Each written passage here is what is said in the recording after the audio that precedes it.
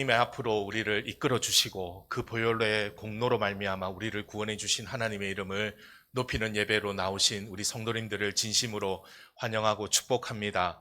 오늘도 여전히 우리가 예배 자리에 있음이 가장 큰 행복이고 가장 큰 복인 줄 믿습니다. 오늘도 예배할 수 있음이, 하나님의 말씀을 들을 수 있음이 가장 큰 복이고 기쁨이 되는 시간이 되시기를 바랍니다. 오늘도 예배 현장으로 나오신 우리 덕하 사랑 가족 여러분들을 진심으로 환영하고 축복하며, 특별히 또 영상으로 예배하는 우리 성도님들도 환영하고 축복합니다. 오늘 말씀 가운데, 오늘 예배 가운데 큰 기쁨이 우리 가운데 넘치기를 주님의 이름으로 축복합니다. 이 시간 우리 앞뒤 좌우로 이렇게 인사하면 좋겠습니다. 말씀으로 은혜 받으시기 바랍니다. 말씀으로 은혜 받으시기 바랍니다. 네, 오늘은 말씀하시는 하나님께 집중하기, 말씀하시는 하나님께 집중하기라는 주제로 하나님의 말씀을 듣겠습니다. 지난 6월 25일 날 어떤 일이 일어났는지 여러분 아십니까? 6월 25일 날 세계적으로 일어났던 한 이슈가 있었습니다.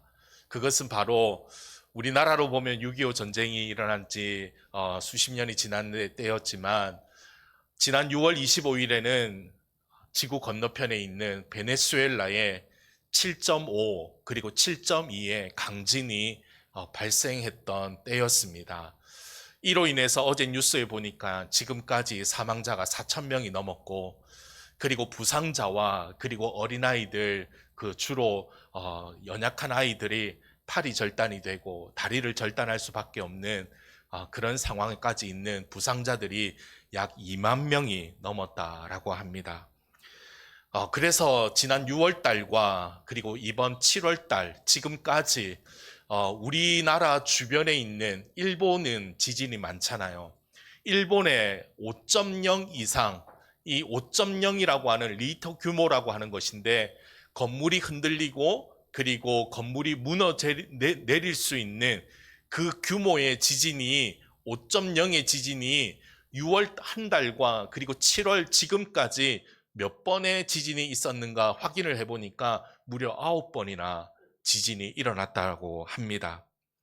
우리는 이 세상에서도 우리가 해결할 수 없는 자연재해 앞에서는 우리는 도무지 감당할 수 없는 일들이 우리에게 끊임없이 다가오고 있다는 것을 우리는 세계 뉴스를 통해서도, 우리 근처에 있는 나라를 통해서도 우리는 수없이 경험을 하고 있습니다.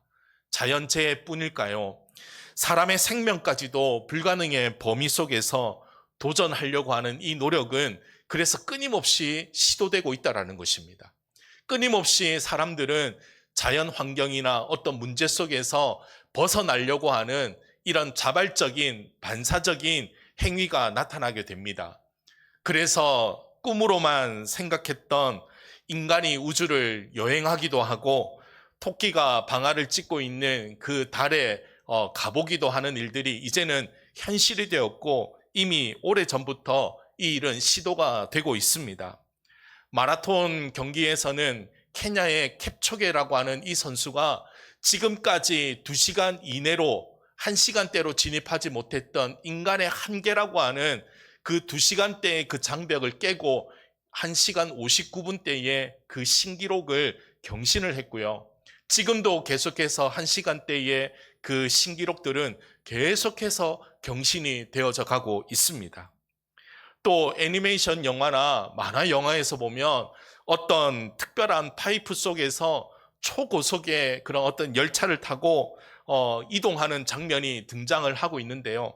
실제로도 공기 저항이 없는 그 지하, 그 통로 속에서 무려 1200km의 시속으로 달리는 캡슐형 하이퍼루프가 지금도 개발되고 있다는 그런 뉴스를 접했습니다. 이것이 상용화가 되면 1200km, 여러분 우리 KTX 고속철도가 몇 킬로미터인지 아십니까? 시속 잘 모르십니까?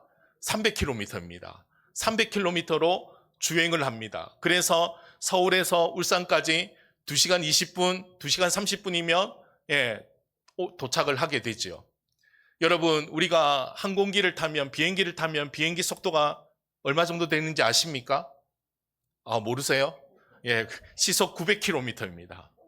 시속 900km로 비행기가 운행을 하고 있는데, 이 하이퍼루프라고 하는 이것은 진공의 그 통로 속에서 시속 1200km로 움직일 수가 있다고 하는데요. 이렇게 되면 서울에서 울산까지 20분대로 도착을 할 수가 있는 그런 시도들이 끊임없이 일어나고 있습니다. 그런데요, 인간의 힘과 노력은 이렇게 수없이 무언가를 문제를 해결하기 위해서 답을 찾아 나가려고 하고, 그리고 그거를 실현하고도 있습니다. 그런데 문제는 해결할 수 없는 문제가 항상 있다라고 하는 거예요. 그게 뭐냐면 바로 죄와 죽음의 문제라고 하는 거예요. 동서고금을 막론하고 오늘날까지 수많은 사람들이 어떻게 하면 영생할 수 있을까? 어떻게 하면 죽지 않고 오래 살 수 있을까? 여기에 대해서 얼마나 많은 사람들이 애를 쓰고 그 방법을 찾아 나섰는지 모릅니다. 수많은 사람들이 이 죽음의 문제와 그리고 불로장생, 이제 늙지 않고 끝까지 영생할 수 있는 이런 삶을 추구하기 위해서 살아왔지만, 오늘 이렇게 과학이 발달하고 이렇게 문명이 발달한 오늘 이 시대에도 죄와 죽음의 문제를 해결할 수 있는 길은 이 세상에는 없다라는 사실입니다. 죄와 죽음의 문제, 누구도 그 어떤 과학도 기술력도 해결할 수 없는 하나님 편에서의 문제입니다. 그런데 인간은 이 문제를 해결하려고 노력을 하고 있지만 좌절과 절망밖에는 없다라는 것입니다.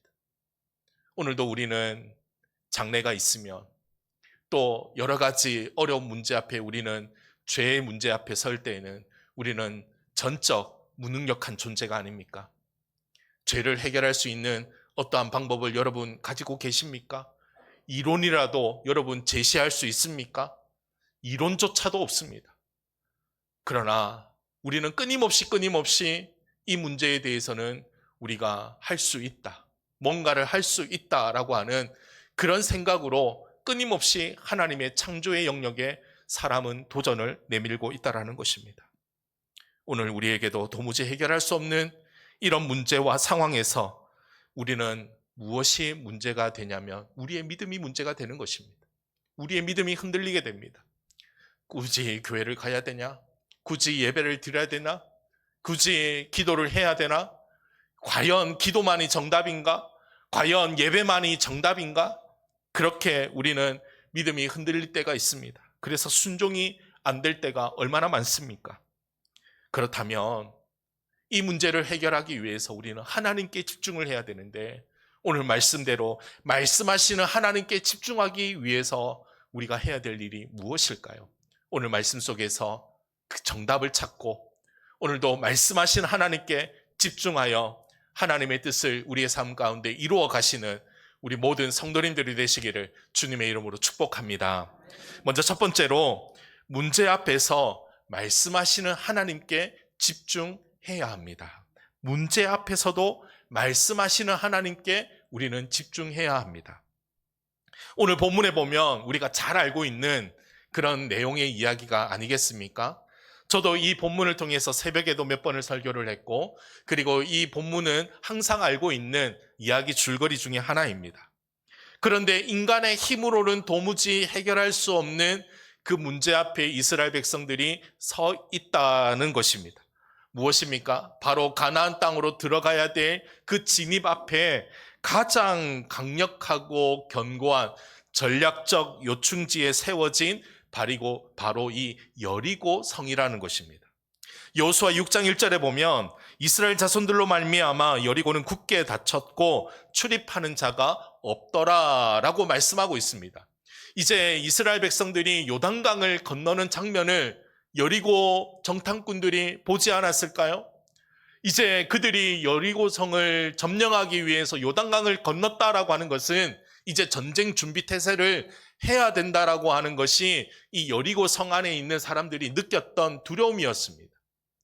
그리고 이스라엘 백성들이 광야 생활을 하는 동안 그들이 그 가운데 어떤 삶을 살았고 하나님께서는 그들을 어떻게 인도하여 주셨는지를 그들 또한 들었기 때문에 그들은 긴장하지 않을 수가 없었던 것입니다. 그래서 이스라엘 백성들을 인해서 그 성문은 어떻게 되었다고요? 굳게 닫혔다라고 했습니다. 출입하는 자가 없도록, 개미 새끼 하나 드나들지 못하도록 그 성읍은 견고하게 그리고 닫혔다라고 하는 것입니다. 그런데 요단강을 건너 약속의 땅 가나안 땅으로 들어왔습니다. 그런데 거기에서 가나안 성읍들 중에서도 가장 강력하고 전략적인 요충지가 되는 그 성읍이기 때문에 얼마나 견고하게 세워졌겠습니까? 고고학자들에 의하면 이 여리고 성은요, 이중벽으로 건설이 되었다라고 합니다. 외벽이, 바깥쪽에 있는 벽이 두께가 2m 정도가 되고요. 그리고 그 안쪽에도 벽이 이중으로 세워졌는데 그 안쪽 내벽은 4m가 되었다고 합니다. 제가 대충 한번 살펴보니까 여기 우리 강대상에 있는 벽에서 저 끝에 있는 출입문까지가 약 한 10m 정도 될까 합니다. 근데 성벽 두께가 어느 정도 될까요? 이 절반이 되는 겁니다. 우리 교회의 절반이 성벽 두께예요. 성벽 두께. 이 두께로 성벽이 둘러진쳐 있는데 그때는 뭐 미사일이 있었겠습니까? 핵폭탄이 있었겠습니까? 도무지 뚫지 못하도록 견고하게 성읍이 준비되어 있었다는, 우리 교회 본당의 절반의 두께로 성벽이 이렇게 둘러싸여진 거예요. 그리고 높이는 자그마치 그 두께로 10m가 세워진 성이 바로 이 여리고 성입니다. 난공불락의 요새, 철옹석이라고 할 수 있는 것입니다. 오늘 우리에게도 이러한 문제들이 닥치게 됩니다. 우리는 여전히 여리고 성 앞을 지나가야 되는데 우리의 신앙의 문제 앞에서도 이 문제들이 드러나고 있다라고 하는 사실이에요. 그래서 우리는 어떻게 해야 됩니까? 문제 앞에서 우리는 하나님께 집중을 해야 되는데, 문제 앞에서 하나님의 음성을 들어야 되는데, 문제 앞에서 이 문제를 해결하기 위해서 우리에게 길을 내시고 이 문제를 해결하시기 위하여 방법을 주시는 하나님의 음성을 들어야 되는데 우리는 그저 여리고 성만 바라보고 있다라고 하는 거예요. 내 생각과 내 계획대로 통제되지 않는 가정의 문제들, 또 자녀의 문제들, 현대의학으로는 고칠 수 없는 그런 질병의 문제들을 우리는 여리고 성처럼 우리는 그저 바라만 보고 있다라는 거예요. 의지만으로 해결되지 않는 내 안에 있는 죄성의 문제들, 죄악된 못된 습관들, 내 힘으로 도저히 물러칠 수 없는 어둠의 세력들과의 그 관계 속에서 다가오는 그런 굴욕적인 그런 좌절감, 그런 절망감, 이런 것들이 얼마나 우리를 이 예배의 자리로 나오지 못하도록 우리를 막아버리고 우리를 좌절하게 만들어 버립니까? 사실 여리고성은 3300여 년 전에 일어난 어떤 사건으로 우리에게 오늘 본문에서 말씀해 주고 있는 게 아니에요. 오늘 이 말씀을 우리가 지금 2026년도에 이 문제를 바라보고 있는 것은 하나님께서 오늘도 어떠한 방법으로 문제 앞에 우리를 서게 하셨는지, 하나님께서 어떠한 방식으로 그 여리고성을 점령하게 하시는지, 하나님께서 끊임없이 여리고성을 우리에게 두시는 목적이 무엇인지, 그 여리고성을 대하는 우리의 태도와 믿음과 우리의 앞으로의 본질은 어떻게 해야 되는지, 이것을 오늘 우리에게 말씀의 문제로 우리를 세우신다라는 사실이에요. 여러분, 이제 여리고 앞에 한번 서는 상상을 한번 해보십시오. 내가 마치 이스라엘 백성 중에 한 사람이 되어서 여리고성 앞에 서 있는 우리의 모습을 한번 보십시오. 성벽 두께가 6m나 됩니다. 그 높이가 10m나 됩니다. 어떻게 그 성을 점령할 수가 있겠습니까? 좋은 무기가 있었을까요? 이스라엘 백성들은 광야 생활했던 유목 민족들이었습니다. 40년 동안 그 모든 것들은 광야 생활 속에서 군사훈련이라도 제대로 했겠습니까? 무기라도 제대로 갖추어졌겠습니까? 아무것도 준비되지 않는 그 이스라엘 백성들이 지금 철옹성, 난공불락의 그런 전략적 요충지를 지키기 위해서 그들이 가장 견고하게 세웠던 그 여리고성 문제 앞에 지금 서 있다라는 것입니다. 그런데 하나님은 이 백성들에게 이 크고 견고한 성, 여리고성을 정복하라고 말씀을 하십니다. 여러분 생각해 보십시오. 이게 가능한 일입니까? 뭔가 좋은 무기를 쥐어주고 뭔가 좋은 전략을 가르쳐 주고 그렇게 해야 되는데, 우리가 살펴볼 것이지만 하나님께서 말씀하시는 것들은요, 도무지 이해가 되지 않는 부분. 상식과 이해력을 아무리 동원하려고 해도 도무지 이해가 되지 않는 방법들만 하나님이 말씀하고 있다라는 거예요. 얼마나 답답한 일인지. 그런데 하나님은 이 성을 정복하라라고 하십니다. 여호수아 6장 2절 말씀을 우리 다 같이 읽겠습니다. 여호와께서 여호수아에게 이르시되 보라, 내가 여리고와 그 왕과 용사들을 내 손에 넘겨 주었으니. 아멘. 이 말씀이 무슨 말씀입니까? 이미 전쟁이 끝났다라고 하는 말씀의 결론을 먼저 얘기해 주고 있는 거예요. 이스라엘 백성들이 조금 더 하나님께만 집중했더라면, 하나님 정말입니까? 2절에서 지금 전쟁은 이미 끝난 거예요. 여러분 보이십니까? 전쟁의 해결책이, 전쟁의 정답이, 여러분 이 2절 속에서 정답이 보이십니까? 무엇이 보이십니까? 내 손에 넘겨주었으니. 내 손에 넘겨주었으니. 너희들 손에 이미 이 여리고 사람들과 여리고 군사들과 여리고 성은 너희에게 넘겨주었으니 이미 끝남지 되었다라고 해요. 끝났다라고 하는 것입니다. 하나님은 분명히 말씀하십니다. 내가 여리고와 그 왕과 그 백성들을, 그 용사들을 내 손에 넘겨주었다. 내가 너에게 모든 것을 승리하게 해주었다라고 하는 하나님의 말씀이 먼저 선포가 되고 있다라는 거예요. 그러면 여러분 생각해 보십시오. 왜 가나안 땅을 넘겨주셨을까요? 왜 가나안 땅을 넘겨주셨을까요? 왜 가나안 땅이었을까요? 물론 창세기 12장까지 거슬러 올라가면 하나님께서 아브라함에게 약속한 땅이었기 때문에 정답입니다. 정답이에요. 그러면 왜 아브라함에게 그 약속의 땅 가나안 땅을 주었을까요? 여기에서 우리는 정답을 찾아야 됩니다. 여러분, 왜 하나님께서 아브라함에게 친척과 그리고 고향과 아버지 집을 떠나 그리고 하란을 거쳐서 왜 여기 가나안 땅에 오기까지, 왜 자신이 거주하고 있는 그 좋은 땅들을 내버려 두고 왜 하나님은 가나안 땅으로 오게 하셨을까요? 창세기 12장 1절 말씀에 보면 여호와께서 아브라함에게 이르시되 너는 너의 고향과 친척과 아버지의 집을 떠나 내가 네게 보여줄 땅으로 가라. 비옥하여 젖과 꿀이 흐르는 넘치는 땅이었기 때문일까요? 그 땅에 나는 소산물들이 더 크고 더 영양분이 좋고 그래서 거기 가서 잘 먹고 잘 살아라, 그렇게 하기 위해서 그 땅으로 주었을까요? 물론 그것도 있습니다. 그 땅은 우리가 알고 있는 대로 여러분 세계 지리나 세계 역사를 통해서 여러분 공부할 때에 그 초승달 지역이라고 하는 그런 말을 한번 들어보셨을 것입니다. 이 초승달 지역이라고 하는 이집트와 그리고 이 가나안 땅을 점령하고 그리고 이라크와 쿠웨이트와 그리고 여러 이런 서아시아 지역, 이 지역들을 아우르는 그 지역을 초승달 지역이라고 하는 거죠. 문명이 발달하고 메소포타미아 문명이 발달했던, 그리고 그 발생했던 얼마나 비옥한 땅입니까? 지구상에 있는 전 세계적으로 석유가 70%, 80%가 그 땅에서 나는 곳입니다.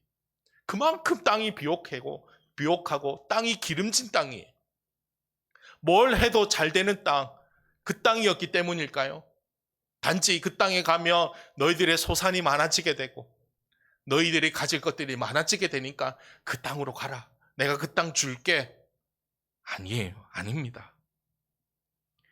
오히려 더 비옥한 땅이라고 하면 나일강이 있는 그 애굽에 있는 가장 비옥한 땅, 그 문명이 발생한 나일강이 있는 그 이집트에 있는 그 땅을 하나님께서 더 가까운 곳으로, 더 좋은 곳으로 주셔야 되는 것이 아니겠습니까? 왜 가나안일까요? 그 땅이 주는 풍성함 때문이 아니라 그 땅에서 하나님께서 이스라엘 백성들과 예배하기로 작정하신 곳이기 때문이에요. 내가 그 땅에서 너희를 만날 것이고 내가 그 땅에서 너희들을 만나서 내가 그 땅에서 너희에게 복을 주시겠다라고 약속하셨기 때문에 그 땅이 바로 약속의 땅이 된 거예요. 그 땅이 좋아서가 아니라, 그 땅이 풍부해서가 아니라, 그 땅이 정말로 좋은 그런 값어치 있는 땅이라서가 아니라 하나님께서 그 땅에서 너희를 만나겠다고, 그 땅에서 너희의 예배를 받으시겠다고, 그 땅에서 우리의 모든 영광을 받으시겠다고, 그래서 하나님께서 그 땅에서 복을 주시겠다라고 약속하셨기 때문이에요. 광야 40년 동안 견디면서 그 땅에 들어가야 했던 이유가 바로 그것이에요. 하나님이 약속하신 땅이었기 때문이에요. 내가 그곳에서 너를 만날 것이다, 내가 그곳에서 너에게 복을 줄 것이다 라고 약속하셨기 때문이에요. 그래서 여리고 성으로 들어가야 되는 거예요. 가나안 땅으로 들어가야 되는 거예요. 그리고 하나님은 여리고 성을 들어가게 하기 위해서 두 가지의 작전을 말씀해 주십니다. 먼저 첫 번째 작전입니다. 여호수아 6장 3절과 4절을 우리 다 같이 읽겠습니다. 너희 모든 군사는 그 성을 둘러 성 주위를 매일 한 번씩 돌되 엿새 동안은 그리하라. 제사장 7은 7 양각 나팔을 잡고 언약궤 앞에서 나아갈 것이요, 7째 날에는 그 성을 7번 돌며 그 제사장들은 나팔을 불 것이며. 첫 번째 작전이 무엇입니까? 여리고 성을 몇 번 돌라고요? 엿새 동안은 한 번씩이니까 6번. 그리고 마지막 날 7째 날은 몇 번? 7번. 그러면 6 더하기 7은 13번. 13번입니다. 13번을 돌라고 하십니다. 그런데 왜 13번일까요? 오늘 퀴즈가 많죠. 예, 왜 13번일까요? 여러분 생각해 보셨나요? 숫자가 의미가 있는 것이 아니라, 13이라는 숫자가 뭔가 특별한 의미가 있는 것이 아니라 끝까지 순종하라라고. 끝까지 순종하라. 13번이든 23번이든 33번이든 103번이든 이 말씀은 끝까지 순종하라는 거예요. 여러분, 끝까지 순종하는 게 얼마나 힘든지 아십니까? 끝까지 순종하는 거, 이것만큼 힘든 게 없어요. 언제까지 해야 돼요? 끝까지 해라. 이것만큼 좌절하게 되고 힘 빠지는 대답이 없어요. 끝까지 해라. 끝까지. 그래서 13번이에요. 하루에 한 번, 마지막 날 7번째 날은 7번을 돌아라. 끝까지. 온전한 순종을 말하는 거예요. 이 온전하다라고 하는 것이 끝까지라는 단어예요. 마태복음 5장에 보면 예수님께서 이렇게 말씀하십니다. 하늘 아버지가 온전하신 것 같이 너희들도 온전하여라 라고 하실 때에 이 온전하다라고 하는 이 단어가 끝까지라는 의미인데, 이 끝까지, 온전하다라는 단어를 영어 성경에서는 어떻게 번역하냐면 온전하다라고 하는 이 단어가 perfect라는 것입니다. 완벽할 때까지, 완벽할 때까지 순종해라. 완벽할 때까지 순종하기 위해서 13번을 돌라고 하신 것입니다. 사실 이스라엘 백성들이 아침에 일찍 일어났다라고 12절에 가면 말씀이 나옵니다. 아침 일찍 일어나야 됩니다. 그런데 아침 일찍 일어나서 행군 대열을 갖추고 여리고성을 도는 것은요, 결코 쉬운 일이 아니에요. 어린아이들도 있었잖아요. 자녀들도 있었잖아요. 연약한 사람들도 있잖아요. 그리고 연세가 많은 분들도 있잖아요. 그리고 도무지 나아갈 수 없는 사람들도 있잖아요. 그러면 그 사람들을 함께 나가려고 하면 아침 일찍이라고 하지만 새벽부터 준비해야 되지 않겠습니까? 한 사람도 빠짐없이 나아가라고 했기 때문에 어린아이들도 다 포함시켰단 말이에요. 그렇게 여리고성을 돌아라고 하는 것 결코 쉬운 일이 아닙니다. 형식적으로 몇 번 돌고 끝낼 수도 있습니다. 성격이 급한 사람은 13번 그냥 하루에 한 번 다 돌자, 그냥 마음 먹고 그냥 한 번에 다 돌아버리고 좀 쉬자, 이 더운 날 이게 되는 일이냐, 정말 이게 가당치나 한 일이냐, 나이 많은 사람들도 있고 어린아이들도 있고 정말로 불편한 사람들도 있는데 이게 가능한 일이냐 라고 불평하지 않겠습니까? 그러나 하나님은요, 완벽한, 완전한 순종을 지금 요구하고 있는 거예요. 그 순종을 통해 놀라운 기적을 행하시는 거예요. 여러분, 구약 성경에 보면 엘리야 선지자에게 나온 나아만 장군이 엘리사 선지자에게 나와서 자신의 문둥병, 이걸 보여주면서 고쳐달라고 합니다. 그런데 엘리사 선지자가 뭐라고 합니까? 요단강 물에, 이스라엘에 가면 요단강 물이 있는데 거기에 7번 씻으면 내 살이 희어지게 될 것이라고 정답을 말씀해 줍니다. 그럴 때 이 나아만 장군이 어떻게 나음을 받았습니까? 7번을 그대로 담굽니다. 그대로 순종하게 되니까 살이 아기의 피부와 같이, 아기 살과 같이 되었다라고 말씀했습니다. 끝까지 순종하게 될 때 역사가 나타나는 것입니다. 만일 물이 더러운 그 요단강 물에 빠지느니 우리나라에도 보면 좋은 온천이 있고 좋은 강들이 있고 좋은 곳이 있는데 거기 들어가라고 하지 왜 요단강 그 더러운 물에 들어가서 내 몸을 담그라고 하느냐라고 했다면 혹 6번까지만 들어가고 도무지 못 들어가겠다. 더러워서 못하겠다. 나 이제 안 할란다. 라고 하면서 6번만 들어갔다라고 하면 어떻게 되었을까요? 기적은 일어나지 않았을 것입니다. 한 번의 순종이 상황을 바꿀 수가 없습니다. 그러나 온전한 순종은요, 반드시 상황을 역전시킵니다. 상황을 바꿉니다. 상황을 온전하게 하나님의 방법대로 이루어 가신다는 사실을 여러분 기억하셔야 됩니다. 여러분, 하나님께서 행하시는 기적은요, 반드시 순종이라고 하는 이 과정을 통해서만 하나님께서 기적을 베푸신다라고 하는 것, 이 방식을, 이 공식을 잊어버리면 안 됩니다. 말씀 더하기 순종이 곧 기적이라고 하는 이 공식은 잊어버리면 안 되는 것입니다. 하나님의 말씀에 온전히 순종할 때에 우리 가운데 역사와 기적이 반드시 나타난다고 하는 거예요. 몇 번의 순종으로는 아무 일도 일어나지 않을 수도 있어요. 한 번의 순종이 상황을 바꾸지 못할 때도 있어요. 그래서 우리의 믿음이 흔들려 버릴 때가 있어요. 순종했는데 왜 안 돼요? 순종하려고 하는데 왜 안 돼요? 몇 번이나 순종을 했는데. 근데 하나님이 원하시는 게 무엇인가요? 끝까지 순종하는 거예요. 하나님의 말씀대로 끝까지 순종하는 거예요. 사랑하는 성도 여러분, 문제 앞에서 우리는 끝까지 순종하고 있습니까? 문제 앞에서 우리는 넘어지고, 우리는 좌절하고, 불평하고, 원망하고 있지는 않습니까?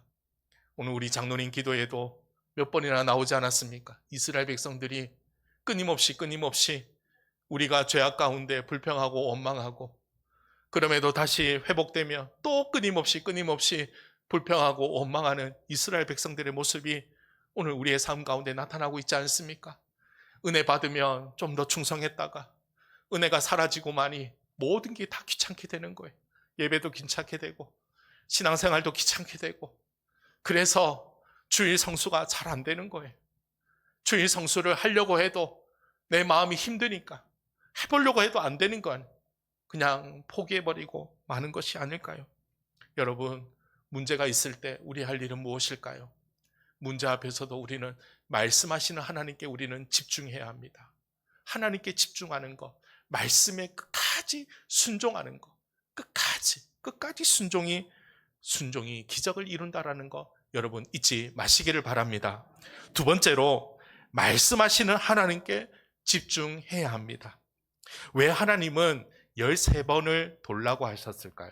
왜 13번일까요? 그것도 12절에 보면 아침 일찍이 일어나니 왜 새벽에 여리고성을 돌게 하셨을까요? 순종하면서 다른 것 보지 않고 오직 하나님만 바라보라고 하시는 거예요. 하나님만 의지하라고 하시는 거예요. 이것이 중요합니다. 실제로 여리고성은 가파른 경사지에 이렇게 세워진 성읍입니다. 적들의 침입을 막기 위해서 지리적으로도 높은 곳이어서 점령을 하지 못했던 곳입니다. 그래서 그곳으로 지나가게 되면 그 땅, 가나안 땅을 다 점령할 수 있는 기회가 되기 때문에 거기는 항상 전쟁이 발발했던 곳이에요. 그래서 성이 더욱더 견고하게 세워졌던 거예요.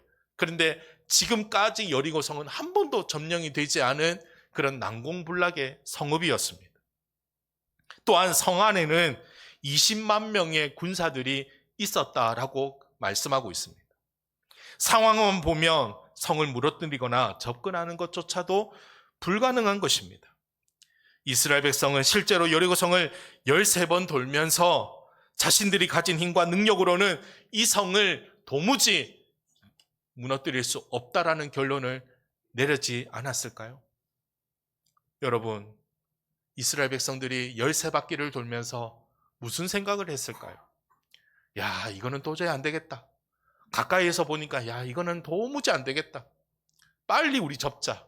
우회도로를 찾든지 아니면 다른 방법을 찾든지 아니면 하나님의 마음을 돌이키든지, 야, 이거는 정말로 안 될 것 같다, 그렇게 생각하지 않았을까요? 근데 왜 하나님은 이스라엘 백성들을 성 가까이에, 더 그 견고하고 강력한 그 성을 왜 가까이에서 보게 하셨을까요? 가장 두려울 때, 가장 순종이 어려워졌을 때로 왜 하나님은 우리를 몰아가실까요? 왜 문제 앞에 우리를 세워가실까요? 왜 문제를 더 가까운 곳에서 보게 하시고 우리의 마음이 혼란스럽게 하나님은 우리를 그렇게 몰아가실까요? 여러분, 왜 그렇게 하실까요? 여러분 마음속에 있는, 지금도 해결되지 않는 그런 문제들이 여러분 있으시죠? 문제 없는 사람이 어디 있습니까? 그런 문제들 앞에 왜 우리를 괴롭게 하도록 하나님은 우리를 내버려 두실까요? 가장 두려워할 때, 가장 순종하기 어려워졌을 때, 이때 하나님의 두 번째 명령이, 작전이 하달됩니다. 그거는 오직 하나님께만 집중해라. 네가 바라보고 있는 성이 중요한 게 아니다. 그 성의 두께가 6m나 되고 높이가 10m나 되고 있는 그 여리고 성이 중요한 게 아니다. 이제부터는 내 말에 집중하라 라고 하는 것이에요. 여호수아 6장 6절에 보면 눈의 아들 여호수아가 제사장들을 불러 그들에게 이르되 너희는 언약궤를 메고 제사장 7은 양각 나팔 7을 잡고 여호와의 궤 앞에서 나아가라 하고, 이게 두 번째 작전이에요. 그런데 여러분, 여기에 작전이 보이십니까? 전쟁을 위한 작전이 하나라도 보이십니까? 저는 아무리 이 말씀을 묵상해도 전쟁에 대한 일반적인 준비가 하나도 되어 있지 않다는 걸 저는 단번에 깨달았습니다. 전쟁을 위한 준비가 아니에요. 전쟁하기 위한 작전이 아니에요.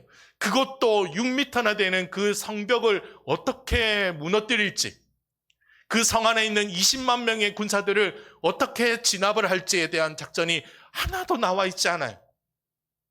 말씀에 어떠한 작전도 들어가 있지 않아요. 근데 여기에서 우리가 보아야 될 하나님의 작전을 보아야 되는 거예요. 하나님의 작전이 무엇입니까? 바로 언약궤의 위치라고 하는 거예요. 언약궤는요, 하나님이 함께 하신다라고 하는, 하나님이 있다라고 하는 증거로 보여주는 물건이에요. 그게 바로 언약궤예요. 행군 대응에서 무장한 군사들 맨 앞에 두라.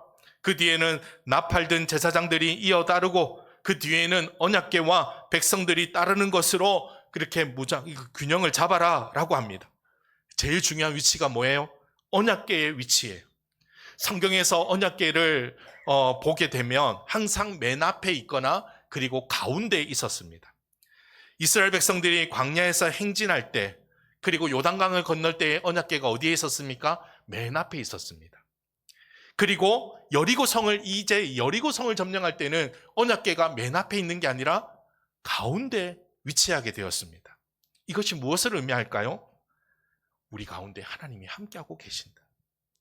하나님이 함께하고 계시니 너희 먼저 나아가라. 믿음으로 나아가라. 내가 너희와 함께하고 있다. 이것을 지금 하나님께서 이스라엘 백성들에게 두 번째 작전 명령으로 내려주시고 있는 것입니다. 어떤 상황이나 문제든지 우리의 보다 앞서 행하시는 하나님을 바라보는 것, 전쟁 중에서도 우리와 함께 하시는 하나님만을 바라보는 일, 하나님께만 집중하는 것, 이걸 다시 말하면요, 말씀에 집중하는 거예요. 하나님이 보이십니까? 여러분, 하나님께 집중하라고 하는데 보여야 집중을 하죠. 여러분, 예수님이 보이십니까? 성령님이 보이십니까? 보여야지 집중할 게 아닙니까? 보여야지 그걸만 바라보고 그것을 목적으로 삼고 그것만 따라갈 것이 아니겠습니까? 근데 보이는 게 아니에요. 하나님은 보이지가 않습니다. 예수님도 보이지를 않습니다. 성령님도 보이지를 않습니다. 그러면 하나님께 집중하라, 하나님께 집중하라라고 하는 의미가 무슨 의미일까요? 하나님의 말씀에 집중하라라고 하는 거예요.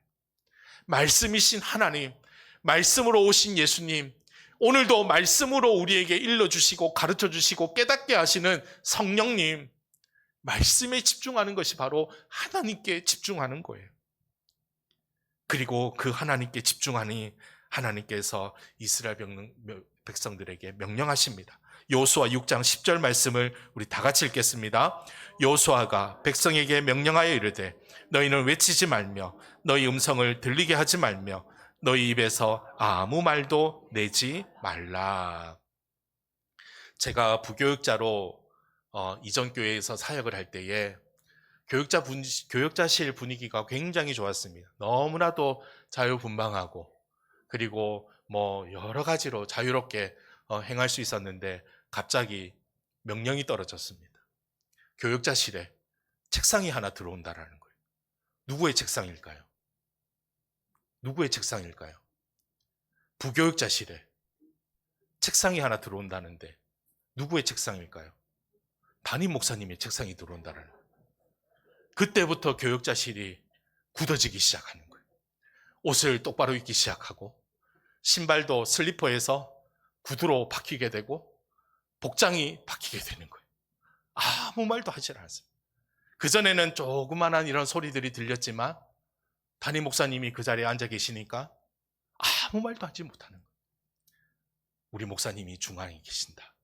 그리고 그 위치도 딱 중앙에 앉아 계시는 거예요. 목사님이 이 말씀을 읽고 중앙에 계셨는지는 모르겠지만 목사님이 딱 중앙에 계시니까 교육자실이 변하기 시작하는 거예요. 조용하게 침묵하기 시작하는 거예요. 하나님께서 침묵하라고 하십니다. 외치지 말며 들리게 하지 말며 너희 입에서 아무 말도 내지 말라. 여기에는요 중요한 의미가 되어 있습니다. 뭐냐면 들뜬 마음을 가지지 말라. 왁자지껄하지 말라. 떠들거나 잡담도 하지 말라. 성주위에 도는 동안 완전히 침묵하라. 무슨 말입니까? 너희는 아무 말도 하지 말라. 아무 말도 하지 말라. 하나님께서 말할 수 있는 자유를 빼앗은 것입니다. 그 한 사람도 아닌 제사장들만 조용히 해라, 침묵하라, 그게 아니라 이스라엘 백성들 수백만 명의 사람이 침묵하는 일, 이게 가능한 일이겠습니까? 여러분, 가능하겠습니까? 가능하지 않습니다. 불가능한 일입니다. 여러분, 침묵하면 어떤 소리가 잘 들릴까요? 침묵하고 있으면 어떤 소리가 들릴까요? 지금 어떤 소리가 들립니까? 에어컨 소리가 들리고 주위에 있는 소리가 잘 들립니다. 백성들이 침묵하며 새벽부터 전쟁 도구 없이 성 주위를 돌고 있습니다.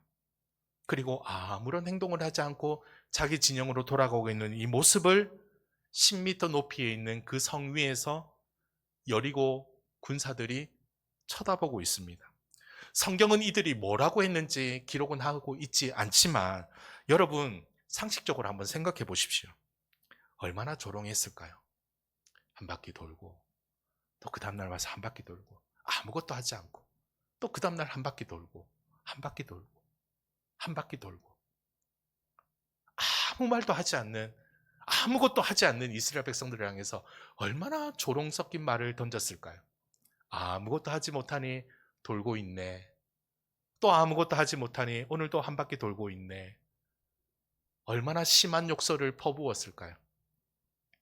그리고 이스라엘 백성들의 입장에서 본다면 한 바퀴 돌고 나면 저쪽 벽에서 벽돌이 하나 툭 떨어지고 그 다음날 한 바퀴를 돌면 저쪽 성벽이 금이 가기 시작하고 또 한 바퀴를 돌면 저쪽에서 사람이 막 떨어지기 시작하고 이제는 손만 대면 무너질 것 같은 여리고성이 되었을까요? 아니에요. 13바퀴를 돌았음에도 불구하고 여리고성은 그대로였습니다. 그 다음에 하나님께서 구원 역사가 나타난 거예요. 무슨 의미입니까? 아무 말도 하지 말라. 아무 말도 하지 말라. 하나님의 방법으로 할 터이니 내 방법으로 너희를 구원할 터이니 내 방법으로 이 전쟁에서 승리하게 할 터이니 너희들은 아무것도 하지 말라. 아무 말도 하지 말라라고 하는 의미입니다. 여러분 침묵하지 않으면 뭐가 들릴까요? 내 소리만 들립니다. 야, 옆으로 붙지 마라. 덥다. 나한테 오지 마라. 너는 내 편이 아니다. 계속해서 불평하는 말, 원망하는 말. 왜 이렇게 아침 일찍 일어나서 우리를 고생시키느냐? 이게 맞느냐? 상식적으로 이게 맞냐? 왜 성벽은 갈라지지도 않고, 왜 성벽에 있는 벽은 무너지지도 않고, 금도 가지도 않고, 아무런 문제가 일어나지도 않는데 왜 돌라고 하냐? 지금까지 13바퀴를 다 돌았는데 우리를 골탕 먹이기 위한 것인가? 그런 생각이 들리지 않았겠습니까? 침묵하지 않으면요, 하나님께 집중할 수 없기 때문입니다. 침묵하지 않으면 하나님의 말씀을 들을 수 없기 때문입니다. 침묵하지 않으면 주님이 나에게 무엇을 말씀하시는지, 또 주님이 나에게 무엇을 요구하시는지 알 길이 없기 때문이에요. 침묵하시기를 바랍니다. 하나님 앞에서 우리 할 일은요, 침묵하는 거예요. 하나님이 하실 일들을 하나님 말씀하여 주시옵소서. 말씀하신 하나님 앞에 내가 집중할 수 있도록 하나님 말씀을 내 귀에 들리게 하여 주옵소서. 이때에 기적이 나타나는 거예요. 부정적인 생각과 말은요, 하나님께로 집중하지 못하게 만들어요. 혼란에 빠지게 되고요, 혼돈에 빠지게 됩니다. 하나가 되지 못하게 합니다. 신앙생활에 있어서 가장 중요한 것은요, 오직 나에게 말씀하시는 하나님께로 집중하는 거예요. 그래서 나의 시선과 나의 태도와 나의 성품을 하나님께로 집중하게 되는 거예요. 이게 바로 신앙생활이에요. 엘리야 선지자는 갈멜산에서 하나님께 집중하기 위하여 어떻게 기도합니까? 무릎을 꿇고 무릎 사이에 얼굴을 묻고 그렇게 간절하게 하나님께 기도했습니다. 다른 것 보지 않으려고. 하나님 간절하게 불을 내려달라고, 하나님의 응답을 내려달라고 엘리야는 기도했습니다. 히스기야 왕은 자신의 생명을 건 기도를 할 때에 벽을 향하여 기도하였습니다. 다른 사람 소리 듣지 않으려고, 다른 의사들 말 듣지 않으려고 오직 벽을 향하여 하나님께 간절히 기도했습니다. 나를 살려달라고, 나를 살려달라고. 마귀는요, 하나님께 집중하지 못하도록 만들어버립니다. 주의 소리를 말씀보다 더 크게 들리게 합니다. 하나님께 집중하는 것은요, 말씀을 끝까지 듣고 순종하는 것입니다. 끝까지입니다. 여호수아 2장 6장 2절과 3절 말씀을 우리 다 같이 읽겠습니다. 여호와께서 여호수아에게 이르시되, 보라, 내가 여리고와 그 왕과 용사들을 내 손에 넘겨주었으니 너희 모든 군사는 그 성을 둘러 성 주위를 매일 한 번씩 돌되 엿새 동안 그리하라. 끝까지 순종하는 거예요. 여러분, 끝까지 순종할 때 기적이 나타나게 됩니다. 끝까지 순종해 보십시오. 한번 순종했다고 자만하거나 됐다고 서 있지 마십시오. 끝까지 엎드리셔야 됩니다. 끝까지 구해야 됩니다. 언제까지요? 야곱이 약본 깎아에서 하나님께서 복을 주실 때까지, 하나님께서 응답해 주실 때까지 엎드리는 거예요. 아브라함은 갈 바를 알지 못했지만 창세기 12장 2절에 보면 내가 너로 큰 민족을 이루고 내게 복을 주어 내 이름을 창대하게 하리니 너는 복이 될지라 라는 이 말씀을 들었습니다. 그리고 이 말씀을 붙들고 집을 떠납니다. 모세는 출애굽기 3장 10절에 이제 내가 너로 바로에게 보내어 너에게 내 백성 이스라엘 자손을 애굽에서 인도하여 내게 하리라 라고 하는 이 말씀을 듣고 이스라엘을 애굽으로 데리고 갑니다. 베드로 역시 누가복음 5장 4절 말씀을 마치시고 시몬에게 이르시되 깊은 데로 가서 그물을 내려 고기를 잡으라 라고 하는 이 주님의 약속의 말씀을 듣고 나아가 그물이 찢어지도록 응답을 받게 되는 것입니다. 집중하는 것은요, 하나님께 집중하는 것은요, 정신통일, 정신집중, 그게 아니에요. 그게 아니라 하나님께 집중한다라는 것은 내 생각과 경험들, 내 지혜를 다 내려놓고 내가 마주한 환경에 좌지우지하지 않고, 아무리 견고한 여리고성이라고 할지라도, 여리고 성읍이 12개나 있다고 할지라도 그것에 흔들리지 않고 오직 끝까지 말씀만을 붙들고 그렇게 될 줄 믿고 간절히 말씀으로만 기도하며 끝까지 순종하는 것, 이것이 바로 하나님께 집중하는 거예요. 한 가지 이야기를 하고 마치고자 합니다. 어느 교회에 제가 어느 영상에서 들었던 예화 중에 하나입니다. 어느 교회가 주차장이 부족해서 기도를 하고 있었는데 그 교회 옆에 큰 공터가 있는데 그 공터를 주차장으로 사용했으면 좋겠는데 이 주인이 팔지를 않는 거예요. 계속해서 주인을 설득해도 교회 주차장이 부족해서 그 땅을 좀 사면 제일 좋은데 이 주인이 팔지를 않는 거예요. 이 불신자였던 거죠. 그리고 계속해서 좀 이렇게 팔면 안 되겠습니까? 라고 교회 대표자를 보내어서 설득을 하려고 해도 이 사람이 팔지를 않는 거예요. 그런데 그 땅 주인이 교회에 연락이 옵니다. 이제 내 땅을 그냥 무료로 사용하십시오. 그 땅을 무료로 사용하는데 단 조건이 있습니다. 1년에 51주일은 교회에서 사용하고 한 주일은 사용하지 못합니다 라고 했다고 합니다. 얼마나 감사한 일이에요. 그것도 공짜로 그 주차장을 사용하게 되었으니. 그래서 이제 1년이 지나고 2년이 지나고 3년이 지나고 난 다음에 사람이 배부르고 등 따시니까 이 욕심이 얼마나 됩니까? 이제 교회 안에서 불평이 나기 시작합니다. 왜 저 사람은 1년에 52주 다 주지? 이렇게 딱 한 주만 못하게 해서 이 주차를 할 데가 없고 왜 이렇게 우리를 힘들게 할까? 불평하기 시작했어요. 그래서 이 교회에서 다시 한 번 더 이 집주인에게 가서 52주를 사용하면 안 됩니까? 근데 왜 51주만 사용하라고 하십니까? 라고 물었대요. 근데 그 집주인이, 그 땅 주인이 그렇게 얘기를 했다고 합니다. 그래야지 이 땅을 제공한 사람을 잊지 않을 게 아닙니까? 라고 했다고 합니다. 여러분 이해가 되십니까? 51주만 사용할 때에는 땅 주인에 대한 고마움이 없다가 딱 한 주일만 사용하지 못하면 왜 이 땅 주인은 왜 우리로 하여금 이렇게 힘들게 할까? 저 땅 주인이 누구인지를 기억하기 위해서. 그래서 이 주인이 51주일만 교회에다 허락해주고 한 주일은 허락해주지 않는 거예요. 제가 이 예화를 보면서 그 다음 나오는 말이 뭐냐면 에덴 동산에서 하나님께서 주셨던 그 6일째 되는 날, 안식일 날, 이제 하나님께서 십계명에 보면 안식일을 기억하여 거룩하게 지키라라고 하잖아요. 그러면 6일 동안에는 힘써 모든 일을 행할 것이다 라고 하는 말은 에덴 동산에서 모든 나무의 실과들을 다 먹어라. 그러나 안식일은 나의 날이다. 그래서 하나님을 기억하기 위해서 선악을 알게 하는 나무 실과를 거기에다 두신 거예요. 하나님을 기억하라고.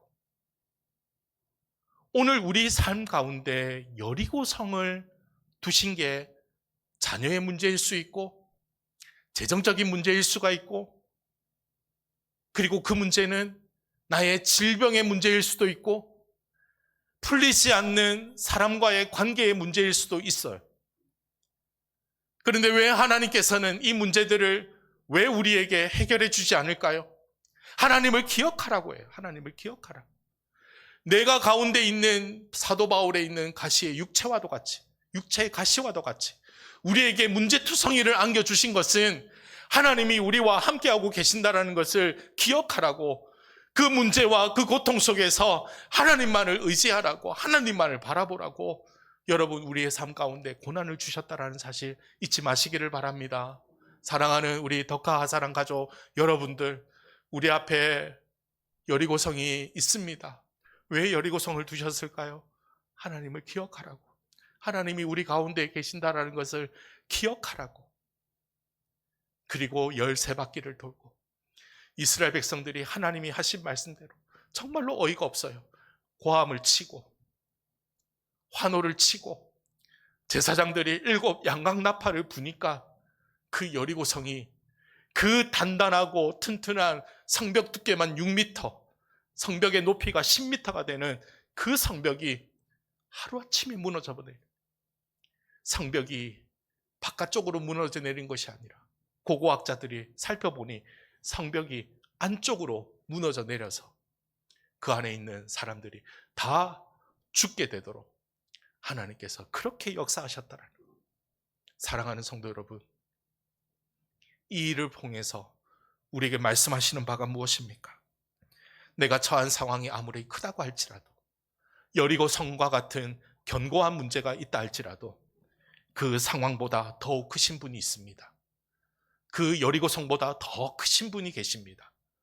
그 여리고 성보다 더 완벽하신 분이 계십니다. 그분이 바로 우리 예수 그리스도이십니다. 오직 예수 그리스도만 집중하시기를 바랍니다. 예수님께만 집중하면 우리 주일 성수 퐁당퐁당 할 수 있겠습니까? 주일 성수 가볍게 여길 수 있겠습니까? 주님 사랑하는 일에, 주님 섬기는 일에, 주님께 영광 돌리는 일에 우리가 퐁당퐁당 할 수 있겠습니까? 최선을 다해야 되는 것입니다. 끝까지 해야 되는 것입니다. 오늘도 끝까지 주님만 바라보시는 우리 모든 성도님들이 되시기를 주님의 이름으로 축복합니다. 하나님 아버지, 은혜와 사랑을 감사합니다. 우리의 문제 앞에 여리고를 두신 것은 하나님이 우리와 함께 하심을 기억하기 위해서 우리를 문제 앞에 두셨음을 우리로 하여금 깨닫게 하신 것 감사를 드립니다. 여리고보다 크신 하나님, 여리고보다 더 완전하신 예수님을 우리의 주와 그리스도가 되게 하신 이 놀라운 사실을 기억하고 끊임없는 감사와 찬송을 올려드리는 우리의 믿음이 되도록 인도하여 주시옵소서. 우리 구주 예수 그리스도의 이름으로 기도하옵나이다. 아멘. 찬송가